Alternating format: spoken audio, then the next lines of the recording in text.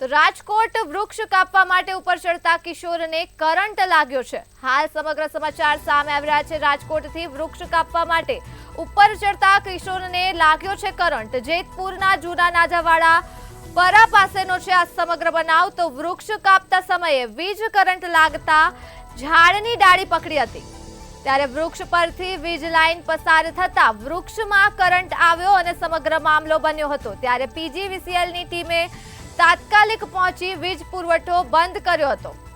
આ સાથે જ વીજ પુરવઠો બંધ કરીને કિશોરને સહી સલામત નીચે ઉતારવામાં આવ્યો છે।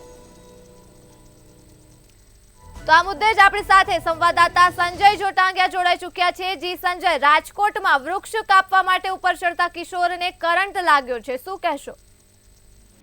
જી ધર્મી, બિલકુલ જણાવી દઉં તો જેતપુરના જૂના નાજાવાડા પરા વિસ્તારનો આ બનાવ છે।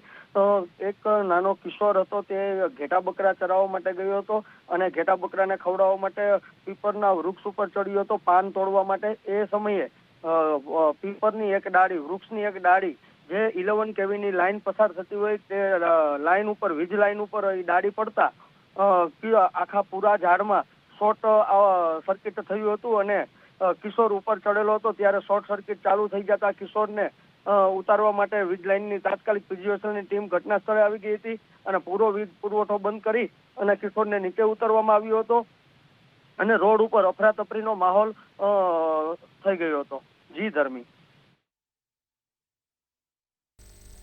તો હાલ સમાચાર સામે આવી રહ્યા છે રાજકોટથી। રાજકોટમાં વૃક્ષ કાપવા ઉપર ચડતા કિશોરને કરંટ લાગ્યો છે।